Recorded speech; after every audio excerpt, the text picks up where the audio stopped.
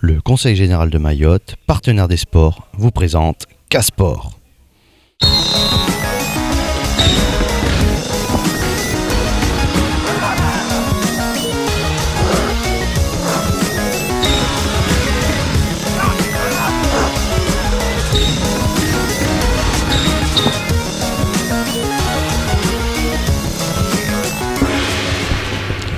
Bonsoir, salut à toutes et à tous, ça fait super plaisir de se retrouver en direct sur KTV, sur Kwezi FM, le 106.9.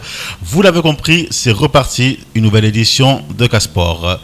Alors, j'ai ce soir pour inviter Monsieur Wildan Idrissa.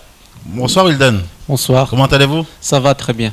Alors cette course? Ça va, ça a été. On va reparler. Monsieur le coach, Hassan. Bonsoir. Vous allez bien? Ça va très bien, merci. Guillaume, qu'on ne présente plus. Bonsoir, Khaled. Alors, bonsoir, Pierre, bonsoir cette journée U13, ça s'est bien passé? Très bien. Sur le soleil radieux, c'était parfait. On aura l'occasion de revenir sur ce sujet. Et enfin, mon consultant rugby, basket, handball, vous remplacez Charlie, me semble-t-il. Oui, avec grande impatience. J'espère qu'il va vite revenir. Hein, ça fera du bien. Puis ça nous fera plaisir aussi. Bonsoir, Khaled. Bonsoir à tous. Alors, vous l'avez compris. Il y avait donc hier, Guillaume, une journée U13, c'était la journée régionale pour donc le football. Il y avait plus de combien d'équipes déjà? Il y avait 56 équipes présentes. 56 équipes présentes, ça fait 850 joueurs nés en 2002 et 2003 et 250 accompagnateurs, dirigeants, éducateurs. Alors j'avais oublié le sommaire. On va d'abord visualiser le sommaire et on revient en plateau. Bonjour et bienvenue dans K-Sport. Au sommaire de ce numéro, 850 joueurs ont foulé les terrains de foot de Mamoudzou dans le cadre de la journée régionale U13. Ensuite, nous reviendrons sur la 3e place au trail de la Mascareille de Wildan en présence de son coach Hassani. En deuxième partie, la finale de la Coupe du Monde de rugby sera vue par nos consultants. En basket, direction Cavani pour un match féminin Fuselips contre Vautour, un match de revanche ou suprématie confirmée. Enfin, nous fermerons cette édition avec un reportage sur les nouvelles technologies dans la gestion des matchs de handball qui comportent des réelles avancées non sans mal. Alors Guillaume, on va revenir sur cette information, cet événement qui a donc eu lieu hier, c'était la journée régionale des U13. Plusieurs sites, des gamins. Pouvez-vous nous en dire plus sur le déroulement de cet événement? Le déroulement était prévu sur 5 sites, terrain de Tsunzu, terrain de Passamenti, terrain du Baobab, de Cavani synthétique et de Kawini. Donc les équipes étaient réparties par poule de 6 et se sont affrontées dans la matinée, puis se sont regroupées ensuite sur le terrain du Baobab pour faire les finales. Alors, au niveau de la Ligue, comment on prépare justement au niveau de la logistique, comment ça se passe? Vous collaborez, j'imagine, avec la municipalité? Comment ça se passe pour la gestion des stades et le transport et tout ce qui va avec? Oui, c'est une action qui est mise en place depuis une dizaine d'années déjà. On l'avait traditionnellement placé sur la commune de Dembéni, puisque la mairie de Dembéni nous offrait les infrastructures, son personnel, les récompenses et les repas pour tous les enfants. Donc c'était parfait. Je les remercie pour tout ce qu'ils ont fait pendant ces années. Bon, maintenant c'est plus le cas. On s'est retourné vers la municipalité de Mamoudzou qui a accepté de prendre en charge et de recevoir tous ces jeunes sur ces terrains. Donc il les a tracés, qui les a nettoyés, qui a organisé son personnel du service des sports que je remercie pour être présent avec nous. Et voilà, puis tous les jeunes se sont retrouvés sur les 5 sites pour pratiquer toute la journée. Alors, on va d'abord visualiser donc ce reportage. Ensuite, on va essayer de décrypter. Vous allez nous faire un résumé, un compte-rendu de cette journée. Oui, on fera un résumé. Et puis, je pense qu'on pourra parler des 3 axes, que ce soit les jeunes dans l'animation, la détection et aussi la formation des éducateurs qui étaient sur un module arbitrage. Et allez, c'est parti. Visualisons ce reportage de Nourdine Abdourahim. Les terrains de foot de Mamoudzou étaient pris d'assaut dimanche 1er novembre par des groupes de jeunes de 12-13 ans qui n'avaient qu'une seule chose à revendiquer, jouer au football. Le bon état d'esprit, l'envie de jouer, taper dans le ballon, animer ces 850 footballeurs et footballeuses en herbe. Encadrés par 250 éducateurs formateurs tout au long de la journée. On essaie toujours de regrouper les gamins, les faire jouer ensemble, pour voir un peu le progrès qu'ils font, mais aussi pour essayer de sélectionner les gamins qui sont nés en 2002 et 2003 pour les centres de perfectionnement sportif. La 11e édition de la journée régionale des U13 a débuté le matin par les étapes de sélection avec 9 poules. Une occasion pour ces jeunes footballeurs de se rencontrer, de jouer ensemble dans un tournoi grandeur nature. Des gestes techniques sont tentés, l'engagement vers le but est omniprésent et l'organisation du jeu collectif tend à se découvrir au fur et à mesure des matchs. Donc l'objectif, c'est déjà, il faut savoir que nous sommes dans le cadre de développement de pratique. Et là, nous sommes dans le cadre aussi du football de masse. Notre objectif, c'est de faire jouer les enfants. Ici, on est là pour faire jouer les enfants. Il faut que les enfants jouent un peu plus. Ce rassemblement est aussi l'occasion de mobiliser des partenaires pour montrer la dynamique engagée depuis plusieurs années par la Ligue de football de Mayotte auprès de la jeune génération. Tilt et la mairie de Mamoudzou se sont associés aux côtés de la Ligue pour faire de cette journée une belle réussite. Et l'État était également représenté par son directeur de la jeunesse des sports et de la cohésion sociale, M. Bernard Ruby. On l'écoute au micro de Nourdine Abdourahim. Pour encourager la Ligue dans ce genre de manifestation, je crois qu'il était nécessaire de montrer que l'État est aux côtés du mouvement sportif lorsqu'il organise une manifestation d'envergure comme celle-ci. D'abord parce que ça permet de regrouper plus de 800 jeunes, on m'a parlé de presque 1000 jeunes, dans une action non seulement de jeu, ce qui est toujours agréable, mais également de détection pour déterminer les jeunes à fort potentiel. Donc il nous semblait évident que l'État devait être aux côtés de la Ligue pour cette manifestation. Une telle organisation est également un terrain propice à la formation et surtout au perfectionnement des éducateurs dans le cadre du module arbitrage. Ainsi, 17 stagiaires se sont familiarisés avec l'approche de l'arbitrage lors de cette journée. On l'écoute, l'un des stagiaires.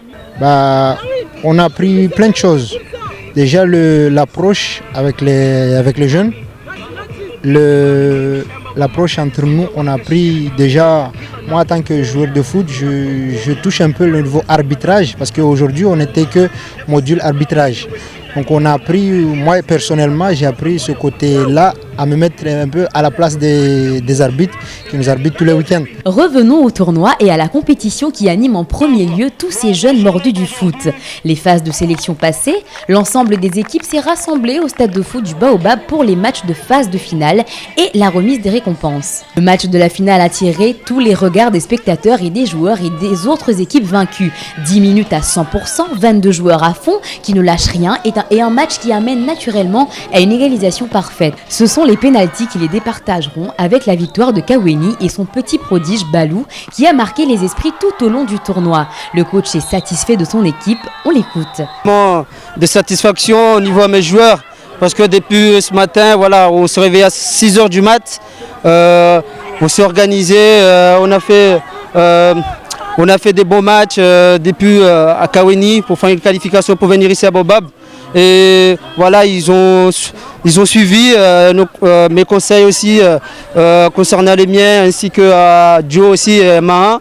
Je suis vraiment content de mes joueurs. L'équipe de Kaweni a pu goûter au bonheur de porter haut la coupe du vainqueur, même si toutes les équipes participantes sont reparties avec des récompenses, car le principal est de participer. Quand on voit du sourire sur le visage des enfants, c'est ça l'objectif.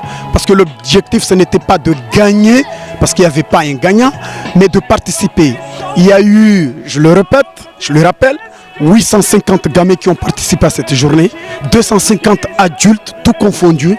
On ne peut qu'être satisfait de cette journée. Le fair play a été au rendez-vous et c'est là la réelle victoire de ce grand rassemblement.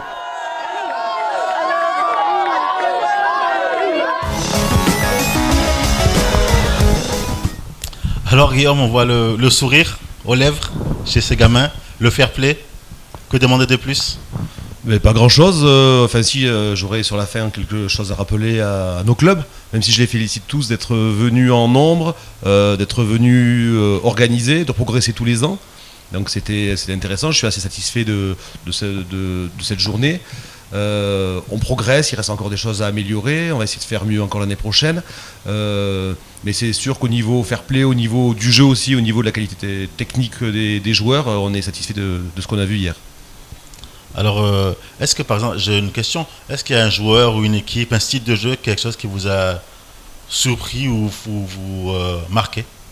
Surpris non, parce qu'on sait que nos joueurs ont de la qualité, mais qui m'a conforté dans mon idée qu'on a des très bons joueurs à Mayotte. J'ai vu quelques équipes, je ne vais pas toutes les citer, mais Kaweni, les 2 finalistes Kaweni, la Sada, Rosador et bien d'autres, qui ont de très très bons joueurs. Voilà, après le problème il restera toujours le même, c'est qu'il leur faut des terrains à ces jeunes-là, des pelouses de qualité pour qu'ils puissent s'exprimer, mais c'est pas une surprise, je pense qu'on a des bons joueurs et ça se confirme. Alors oui Pierre, parler de détection aussi, à ce niveau-là, ça a donné quoi du coup par rapport à toutes ces équipes? Alors la détection, les chefs de secteur, donc des 5 secteurs étaient présents, sont allés voir les rencontres. On a une réunion samedi, une commission technique pour déterminer et lister les 2003 et les 2002 qui ont été retenus, puisque c'était moitié-moitié, sachant que les 2002 prépareront l'Interligue l'année prochaine et les 2003 postuleront pour le Pôle Espoir au mois d'avril 2016. Et de ce que vous avez vu, ça présage quelque chose de sympathique? Moi je pense que oui, j'ai vu de bons joueurs. Ce qui est intéressant, c'est qu'on a vu des bons joueurs sur les 2 années d'âge, 2002-2003, et on a vu aussi de bonnes joueuses. Parce qu'il y avait des filles, il y avait 2 équipes de filles entières et puis plus des équipes mixtes. Et j'ai découvert ou redécouvert certaines joueuses très intéressantes. Donc chez les garçons et chez les filles, c'est intéressant. Mais c'est intéressant aussi parce qu'on voit qu'il y a des éducateurs qui sont là depuis longtemps, qui encadrent et qui suivent leurs jeunes depuis plusieurs années. Donc il y a une fidélisation et je crois qu'ils font du bon travail et il faut les féliciter. Alors moi, oui, ce qui quelque part m'embête, me dérange, c'est quand on voit qu'on a un tel vivier, un tel potentiel, qu'on risque de perdre justement à cause de la qualité de nos terrains, à cause d'un problème d'infrastructure. C'est quand même dommage, c'est regrettable. Ben, c'est regrettable, oui. Après, il ne faut pas être fataliste. Je crois qu'il faut qu'on se batte tous pour obtenir des surfaces de jeu de meilleure qualité. Petit à petit, à force de le répéter, je pense que nos élus en prennent conscience, les partenaires financiers aussi. Donc si on se met tous dans le même bateau et qu'on rame ensemble pour y arriver, j'espère que d'ici quelques années, on aura des surfaces de jeu praticables. Selon vous, quelles sont les conditions? C'est-à-dire, vaudrait mieux s'orienter plus vers le synthétique ou rester sur du naturel? Parce que le synthétique, on le voit à Cavani ou à Bandrabois, ça donne quand même des surfaces de jeu très, très correctes. Le synthétique, pour moi, est salutaire chez nous. D'autant qu'on a des soucis sur l'entretien. Alors il faut l'entretenir aussi, mais c'est pas quand même le même entretien qu'une tonte ou qu'un arrosage permanent. Après, il est vrai aussi que sur un terrain synthétique, il fait vite chaud. Et passer toute la journée à jouer sur du caoutchouc brûlant, c'est pas facile non plus. Mais je pense que pour nous, c'est la meilleure solution. Oui. Ouais, c'est justement c'est ce que je pense.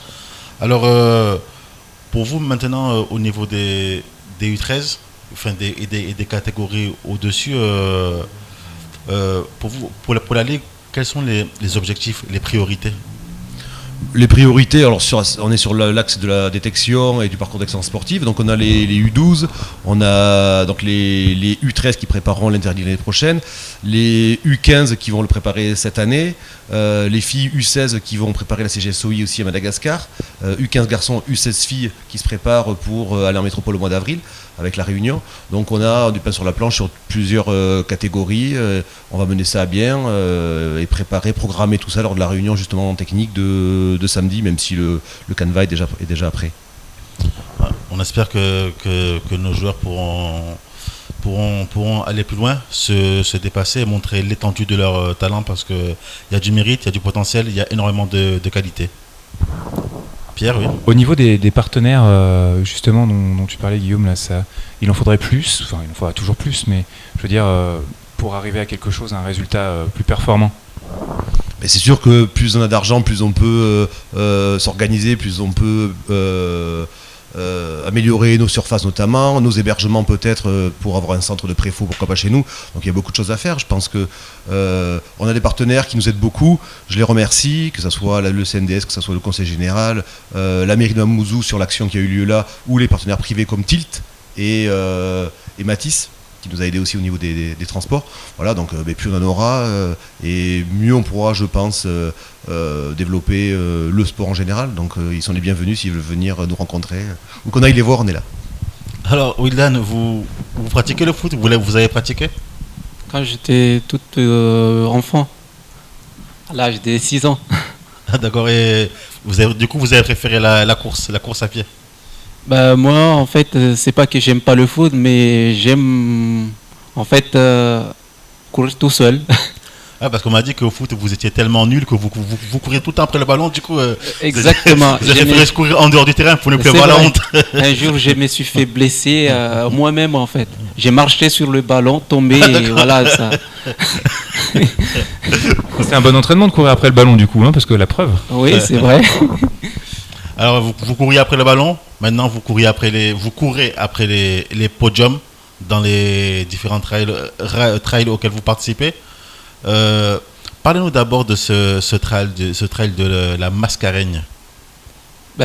Pour moi, ça s'est bien passé, même si ça a été un trail qui a été vraiment très difficile, parce que déjà la préparation elle a été longue. Et après, pendant la course, on était 1760 et quelques au départ.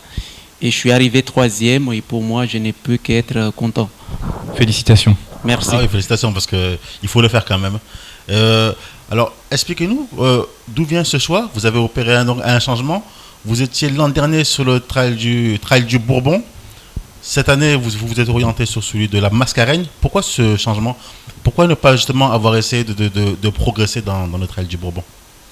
En fait, ça a été difficile de changer en fait ce changement, mais par rapport à mes résultats, chaque année j'essaie de changer en fait. Là, cette année, j'ai choisi la Mascareigne pour travailler un petit peu ma vitesse, pour que je puisse encore aller un peu plus vite. C'est pour ça que j'ai basculé sur la Mascareigne. Si je peux me permettre, c'est peut-être important de notifier aux téléspectateurs la différence entre Bourbon et Mascareigne en termes de distance et de temps. En fait, le trail de Bourbon que j'ai fait l'année dernière, il faisait 93 km et celui-là, il faisait 64 km. Et du coup, la vitesse, c'est pas la même, effectivement. C'est pas la même. Et coach, alors, vous, j'imagine que vous avez pris cette décision ensemble. Pour vous, pourquoi ce choix en tant que technicien? Pourquoi vous avez choisi d'orienter votre trailer sur ce parcours-là? En fait, ce qu'il faut indiquer aussi pour les téléspectateurs, c'est qu'en termes de complément d'information, c'est que au niveau du trail de la Mascareigne, le départ salue à Salazie. Et en fait, on passe par la possession. Et l'arrivée, c'est au stade de Saint-Denis, à la Redoute. Du coup, globalement, ça fait 64 km. Et en gros, c'est le même profil que le Maored. Donc là, on avait déjà quelques bases en fait, au niveau de référence, sachant que lui, il avait déjà gagné 2 fois le Maored. Et du coup, par rapport à la préparation, en fait, c'était juste une suite logique d'accès là où en fait, l'organisme réagit mieux et là où on avait plus de chances de podium et de réussite. En termes de dénivelé, la comparaison est de quel niveau? En termes de dénivelé, pour la course de Mascareigne, donc c'est 3000 mètres de dénivelé. Ce qu'il faut reconnaître aussi, c'est que même au niveau des organisateurs, donc par rapport aux chiffres, aux statistiques, cette édition, ça a été la plus difficile parce qu'il y avait un peu moins de 1800 participants et qu'en termes de résultats, même le 30e qui finissait l'année dernière, en 2004, il aurait fini 100e cette année-là parce que la course elle allait tellement vite. Et à la mi-course, à 35 km, ils étaient encore 10 à prétendre au podium et que c'était vraiment très dur jusqu'à la fin. Et la place, il a vraiment mérité parce que grâce au travail, on a pu vraiment être régulier dans les résultats et puis dans la préparation. Est-ce qu'on a vu que pour même la deuxième place, ça s'est joué vraiment dans un mouchoir de poche? Wildan, qu'est-ce qui a fait justement que cette deuxième place, selon vous, vous a échappé? Et sur quoi allez-vous vous appuyer justement pour faire mieux l'année suivante? En fait, on va travailler encore plus, mais dans la dernière montée avant l'arrivée, il me restait 7 km. Quand on est arrivé au dernier ravitaillement, le gars il m'avait donné encore 5 minutes derrière. Et du coup, il nous restait encore 5 km à passer. Et les 5 derniers kilomètres, je me suis arraché à fond. Je suis allé jusqu'à le voir, mais les 30 dernières secondes, vraiment, ça a été vraiment difficile de les rattraper. Alors coach, malgré tout, vous êtes satisfait, c'est un podium. Vous visez la première place, c'est ce qui avait été annoncé en conférence de presse. Mais une troisième place, je pense que c'est quand même une très belle performance. Si, le résultat est vraiment encourageant par rapport à tout ce qui a été fait au début jusqu'à maintenant. En termes de régularité, il faut voir quand même que Wildan, en 2013, il était parmi les 15 sportifs de l'Outre-mer par rapport aux résultats organisés par Radio France Outre-mer. Là, en 2013 aussi, il avait participé à la course à Grande Raid des Pyrénées, il a fini 12e. Donc globalement, sur le plan national, ces résultats commencent déjà à être significatifs. Il faut aussi indiquer que là, juste avant le départ, donc on avait prévu de partir avec son petit frère qui est dans le groupe d'entraînement et qu'en fait, on a eu un petit souci à gérer parce que au final, son frère a été cambriolé. Donc on lui avait pris tous les documents, notamment le passeport, et il n'a pas pu faire le voyage avec nous. Donc aussi sur le plan émotionnel, Wildan a dû gérer cet événement-là et vraiment grand chapeau à son résultat. Oui, justement, vous faites bien d'en parler parce que tout le monde se demandait pourquoi Mohamed Idrissa, qui était donc donné partant, n'est finalement pas parti. Vous venez donc de répondre à cette question. Alors maintenant, l'avenir. Pour vous, l'avenir, c'est quoi pour Wildan? L'avenir maintenant, bon, par rapport à ces résultats, c'est vrai que on se projette pour faire des belles choses à l'avenir. L'année prochaine, là, jusqu'à présent, on a mis beaucoup de choses en test. On a eu pas mal de panels dans notre préparation, notamment tout ce qui est kiné. En termes d'alimentation, on a beaucoup travaillé là-dessus. L'année prochaine, on va se projeter pour faire des stages de préparation à métropole pour découvrir un petit peu la montagne et puis s'orienter vraiment se confronter avec les meilleurs pour qu'on puisse passer ce petit palier qui reste. Il y a encore de bons axes de progression pour vous, Wildan, donc c'est super intéressant du coup. Oui, c'est ce que j'attendais en fait de plus. Parce qu'avant, il faut le savoir, j'ai couru tout seul, j'avais pas de coach. Du coup, maintenant, j'ai quelqu'un à côté de moi que je peux vraiment compter. Parce que grâce à ces résultats, c'est grâce à lui qui a tout mis. Il est tous les jours avec moi pendant les entraînements. Du coup, ces résultats, si j'ai vraiment quelqu'un à remercier aujourd'hui, en premier, ça serait M. Hassani, qui est mon coach. Et vraiment, je suis vraiment très fier de ce qu'il fait autour de moi. Il court aussi un peu, Hassani? Il court aussi parce que même avant de monter la montée de il fait du vélo derrière. On a vu les images à la télé. On a vu les images à la télé. Avant de monter la montée de Dan, il était même descendu jusqu'au milieu. Il m'a accompagné, il m'a encouragé. Et vraiment, c'est vraiment courageux de sa part. C'est combien d'heures d'entraînement par semaine? Globalement, on travaille entre 2 heures et 4 heures de préparation, sachant qu'il y a différentes phases, différents cycles. En moyenne, on définit l'agenda sur l'année par rapport aux courses qu'on envisage de faire. Et après, en fonction de la course qu'on va préparer, donc on regarde le profil de la course. Et en fonction de ça, on s'oriente par rapport à différents profils, différents scénarios de course. Notamment, on travaille un petit peu sur la montagne, sur les techniques de pied. Et après, on s'oriente aussi surtout sur la préparation de la condition physique. Alors, oui, Pierre? Oui, en termes de course, donc l'objectif, je pense que là, il doit y avoir une grosse phase de récupération, logiquement. Ça prend combien de temps de récupérer d'un truc comme ça pour un grand sportif comme vous? Moi, personnellement, ça dépend aussi de la préparation qu'on avait fait avant. Parce que depuis que j'ai fait la course, c'est vrai, j'ai mis 4 jours à me remettre, mais au minimum, là, on va prendre 1 mois de récup. Alors après ce mois, vous envisagez quoi? Sur quoi on vous attend alors du coup pour les prochains mois ou dans l'année? Comme il dit, globalement, là, on s'est dit on va prendre 1 mois pour souffler parce qu'il le mérite par rapport aux résultats, par rapport aux perspectives sportives.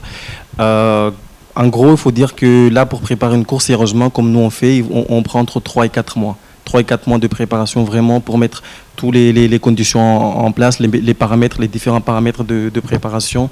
Il faut compter en gros 4 mois. Donc là, on va partir pour la préparation à partir de décembre. Et puis, dès l'exercice 2016, se projeter pour l'agenda par rapport à la course. Suite au podium de l'année dernière, vous aviez eu donc une invitation pour le trail du Mont Blanc. Et cette année, vous avez aussi été invité pour l'an prochain? Oui, c'est pareil. On a aussi une invitation. Au même endroit? Pas au même endroit. En fait, il y a 3 compétitions qu'on peut choisir parmi les 3. D'accord. Et en fait, au niveau du règlement de l'organisation, parce que le trail Bourbon, le trail le Grand Raid, en fait, ça fait partie du classement mondial. Donc, à l'issue de ce résultat-là, au niveau du règlement, en fait, ceux qui sont sur le podium, ils sont invités à une course en métropole, une course nationale ou internationale. Donc là, en fonction de comment on va voir le profil des courses, par rapport à nos perspectives, on va se positionner pour une course l'année prochaine. Très bien. Je vous remercie donc tous les deux d'avoir répondu à nos questions. Sur ce, on va donc se quitter pour une page de publicité. Merci Wildan, merci Hassani. Courage pour la suite. Bon courage, merci, on se dit à bientôt et encore félicitations. Merci beaucoup. Sur ce, c'est parti pour une page de publicité.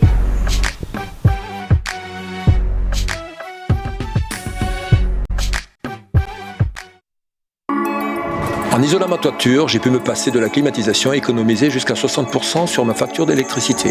En installant un chauffe-eau solaire, je n'ai payé que 1 200 € avec les aides d'EDM et de l'État. En faisant du covoiturage, j'ai économisé 1 500 € sur ma consommation de carburant annuelle. Comme Jean-Claude, Amdi et Maria, faites des économies avec l'espace Info Énergie de Mayotte. Renseignez-vous gratuitement au 02 69 620 626. Un service public en partenariat avec l'ADEME, EDM, l'ADL, le Conseil départemental et les naturalistes de Mayotte. Personne dans ton lit? Envoie demain au 80 88 pour savoir quand tu rencontreras ton mec. Dans 6 mois, 1 an ou peut-être demain? N'attends plus.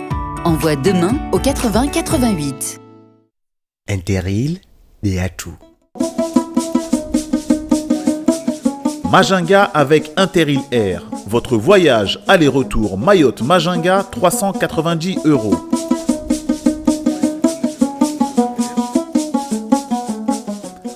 Interil Air, la première compagnie des îles de la Lune, vous ouvre les portes de la région.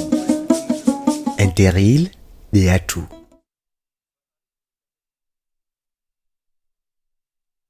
Vous aimez changer de look, avoir le maquillage et la coiffure adaptés en toutes circonstances? Alors faites comme Amina et recevez les conseils beauté de Bel et Bien dans ma peau. Pour gagner une séance Mero Looking chez Bel et Bien dans ma peau, envoyez Look au 80 90. Look au 80 90. Yangou la carte, elle est avantageuse, elle est nouvelle,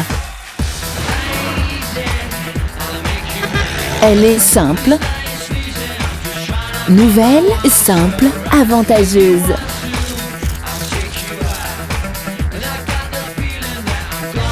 Yangou la carte, tu me ressembles. SFR ou Voix Moja? Tu te sentais mieux avec lui? Il te manque? Mais est-ce vraiment fini entre vous? Envoie encore au 82 66 et pose-nous tes questions. Encore au 82 66. Ne reste pas dans le doute. Nos astrologues sont là pour te répondre. Encore au 82 66.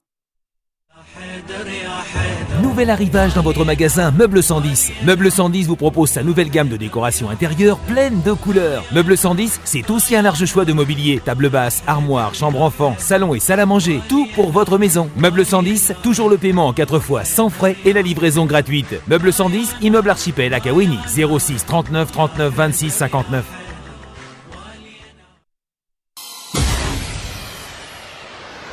Café Room Company vous invite à vous déhancher avec le maestro, le commandant Passo de Mayotte, Bakouali, le vendredi 30 octobre et le samedi 31 octobre au Café Room Company. Et Café Room Company, isukaribisa gili raise auri vunze amarenga, pamoja na maestro, kumata Passo wa Maure, Bakouali. Ijumaa mwezi 30 wa Oktoba na mfumoti mwezi 31 wa Oktoba harmai Café Room Company. Haya, mahabari yao, événement Café Room en partenariat avec vous.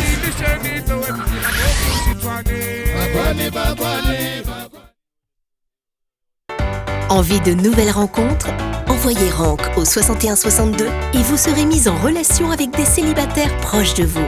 Vous aussi sautez le pas et envoyez Rank au 61 62.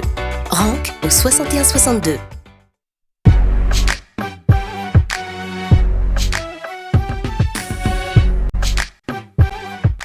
Quiz TV. C'est moi. C'est moi. C'est moi. C'est moi. moi. C'est moi. Kwezi, c'est moi. Kwezi marahaba.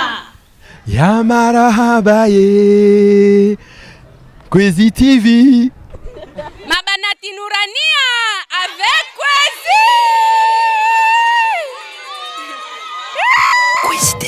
C'est moi. C'est moi. C'est moi. C'est moi. C'est moi.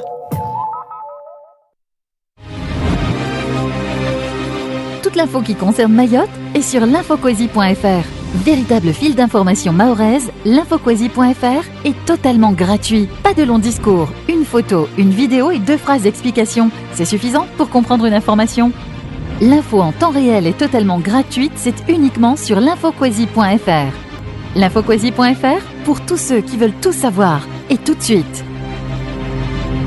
L'infoquasi.fr, il fallait le faire. Et nous revoilà donc sur le plateau de Casport. Alors Pierre, j'ai pas eu le temps de suivre l'actualité. Les Bleus, le 15 de France a gagné ou pas la finale de la Coupe du Monde? Allez, Khaled, arrête. C'est horrible. On a gagné ou pas? Je sais pas. Non, on n'a pas gagné. En revanche, on a eu le droit à une petite finale et surtout une finale de rugby de la Coupe du Monde qui ont eu lieu vendredi pour la petite finale et samedi pour la finale, qui ont été, on peut dire pour la finale, magnifiques. Je sais pas, vous en pensez quoi pour ceux qui l'ont vu, Guillaume? Moi j'ai vu que la grande finale. Mais j'ai apprécié, je suis pas un grand connaisseur, mais malgré tout, devant ma télé, j'ai pris une petite leçon de rugby, puisque ça paraît tellement clair et tellement facile quand c'est les Blacks qui jouent, même les Australiens, mais surtout les Blacks. Et puis quelque part, je suis content qu'on ait perdu contre eux, on n'a pas à rougir. Quoi. On non, a perdu justement, contre perdre les meilleurs du monde. Champion du monde, c'est parfait. Vous avez pu voir, parce qu'avec nous, on a des invités pour le basket. Je vous laisse vous présenter, messieurs. Moi, c'est Mingo de Fuselips. C'est Antomani de l'équipe de TCO. Alors pour l'instant, on parle de rugby. Vous avez eu la chance de regarder ces matchs vendredi et samedi? Vous pouvez dire non, c'est pas grave, il n'y a pas de problème. Moi, j'ai pas vu les matchs, mais j'ai vu juste quelques extraits. Et puis on appelle ça le All Black qui a donné sa médaille aux jeunes. Ah oui, c'était un très très beau geste aussi, ouais. Moi j'ai vu le début, j'ai vu les Blacks là, qui faisaient leur cri de guerre, je sais pas quoi. Le haka. Je me suis senti menacé, mais ils avaient la chance, ils étaient derrière leurs écrans. Donc ça, s'ils auraient fait ça devant moi, ça passerait pas. C'est ce qu'on dit souvent, mais je crois que ça reste impressionnant, même surtout quand on est devant en plus. Donc je propose qu'on regarde le sujet tourné par Nordine sur la finale de la Coupe du Monde, qui a été tournée dans un endroit assez sympathique sur l'île. L'affiche de la finale de la Coupe du Monde de rugby est suivie jusqu'à Mayotte dans plusieurs foyers et établissements de l'île. Casport s'est arrêté au Caribou Café pour y voir des supporters sérieux et concentrés devant les 2 meilleures équipes du moment, Nouvelle-Zélande et Australie. L'hémisphère sud est sans conteste le meilleur au rugby actuellement. Je veux dire, l'équipe des Blacks sont les plus forts. Je veux dire, donc il n'y a pas eu de surprise de ce côté-là. Maintenant, on avait une équipe d'Australie quand même qui a gagné le Four Nations. Et là, c'était un peu la revanche du Four Nations. Donc pas de surprise, mais un rugby total et un rugby bien supérieur à ce qu'on peut trouver dans l'hémisphère nord. C'est ça la grande leçon, c'est que le rugby de l'hémisphère sud est bien supérieur au rugby de l'hémisphère nord. Tous les instants du match sont dégustés et appréciés à sa juste valeur, avec une hiérarchie qui est respectée. C'est vrai qu'on a eu une belle Coupe du Monde. Je veux dire, quand les Japonais battent les Sud-Africains, quand les Irlandais triomphent de la manière qu'on sait, je veux dire, des Français, etc. Il y a eu quand même des belles surprises, il y a eu de bonnes équipes. L'Argentine aussi a fait une très très belle Coupe du Monde. Maintenant, il y a quand même une certaine logique. Les Blacks sont absolument intouchables. C'est la vitesse, c'est l'organisation, c'est l'engagement. Rien à redire, les meilleurs ont gagné. Il est évident que cette finale aurait eu une toute autre ambiance dans les établissements si la France était en finale. Bravo les All Blacks. C'est une manière de remuer le couteau dans la plaie, non? Si la France était en finale. C'est qui a fait le texte? Je crois que c'est Sophie. On peut revenir aussi sur la petite finale quand même, parce que c'est important de notifier qu'il y a eu un match entre l'Argentine et l'Afrique du Sud. L'Afrique du Sud a gagné 24-13 pour l'Argentine. Bon, c'était un match où on a pris peut-être un petit peu moins de plaisir que pour regarder celui des All Blacks contre l'Australie, parce que c'était un match, on va dire, un peu à sens unique. J'ai trouvé que les Argentins étaient relativement fatigués, diminués dans leur jeu, avec beaucoup de personnes blessées, et donc du coup l'Afrique du Sud a pris le dessus rapidement, et ça a été relativement, on va dire, expéditif, sens unique. Mais pour revenir sur cette finale, Guillaume, qu'est-ce qu'on peut dire sur ces Blacks dont on parlait tout à l'heure un peu à voix basse? Non, les Blacks, c'est sans commentaire, ils sont au-dessus de tout le monde, ils sont tout seuls sur leur planète. Donc, moi, ce qui m'inquiète par contre, c'est de voir tous les joueurs des Blacks qui vont venir jouer dans le championnat français. Et je me demande où les Français vont jouer et comment on va faire pour avoir une équipe de France de qualité si nos joueurs ne jouent pas, quoi. Le numéro 12, je sais pas quel poste il joue, Rasta, oui. Il va venir à Toulon, oui. Carter revient au Racing. Oui. Et nos Français, je sais pas dans quel club ils vont jouer, quoi. Et ça m'étonne pas qu'on progresse pas beaucoup au niveau de l'équipe de France si nos joueurs ne jouent pas. Alors, pas comme les Anglais en football. Oui, c'est vrai qu'on peut se poser cette question. Après, vous aurez d'autres personnes qui vous diront, je suis un peu d'accord avec vous, qui vous diront que le fait d'amener des très bons joueurs dans les clubs, ça rehausse aussi le niveau des autres qui sont derrière, notamment des plus jeunes, qui sont inspirés après par leur style de jeu, leur professionnalisme et leur manière de s'entraîner. Moi, je pense que c'est à double tranchant, selon moi. Il y a un risque. Je partage plutôt l'avis de Guillaume sur ça risque d'amoindrir les performances des joueurs français, selon moi. C'est possible. On va voir, parce que c'est vrai que jusqu'à maintenant on n'avait pas ouvert complètement les portes, mais là du coup on a l'impression que ça va vraiment s'ouvrir. Bon, en même temps, pour revenir sur le sujet, c'était un match magnifique avec une suprématie totale. On pouvait que se lever à la fin, applaudir et trouver le score logique, 34 à 17 pour information. Donc les Blacks sont sur le toit du monde et c'est amplement mérité. Complètement. Sur le toit du monde, vous avez la possibilité d'accéder au toit du monde vu votre taille. Je suis pas trop grand, je suis... Non, ouais. Pas trop, non. C'est Guillaume qui est trop petit, je sais pas. Ouais, c'est ça. C'est ça, ouais. Alors, donc avec vous, nous allons parler basketball, me semble-t-il. Tout à fait, Khaled. On va parler de basket et on va commencer avec les dames, par habitude. Et un match qui s'est joué ce samedi, qui opposait Fuselips au Vautour. C'était un petit peu un match retour attendu et où on pouvait estimer un peu les forces en vigueur par rapport à cette demi-finale de Coupe de France. Je propose de regarder le sujet tourné par JN. Un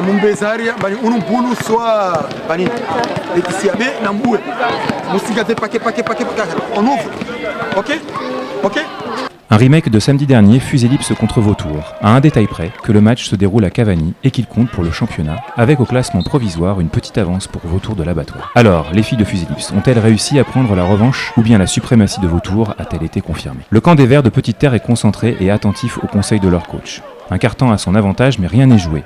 Tout est encore possible pour les bleus et jaunes de Fuselips, même si elles sont conscientes à ce stade du jeu qu'elles sont rentrées trop tardivement dans le match. Dans l'ensemble, je trouve que on s'est ressaisi trop tard.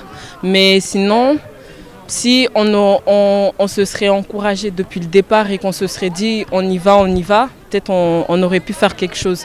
Mais nous, en fait, notre problème à nous, c'est qu'on prend trop de temps à se dire faut qu'on gagne. Deux joueuses donnent le rythme au Vautour, la 4 et la 7, qui enchaînent les percées et marquent les points pour creuser l'écart même si l'adversaire résiste bien. C'était un match, comme vous l'avez vu, qui était assez difficile parce qu'on a eu des bonnes joueuses en face. D'ailleurs, je tiens à les féliciter du jeu qu'elles ont fait. Et par rapport aux deux matchs, j'ai vu qu'on a eu du mal, il faut le reconnaître, on a eu du mal. Tout au long du match, le score est resté à l'avantage des Verts pour leur donner à nouveau la victoire avec 15 points d'écart, même si le match a été plus disputé que lors des demi-finales de la Coupe de France. Vautour conserve donc sa suprématie sur Fuselips, qui restera devant au classement provisoire.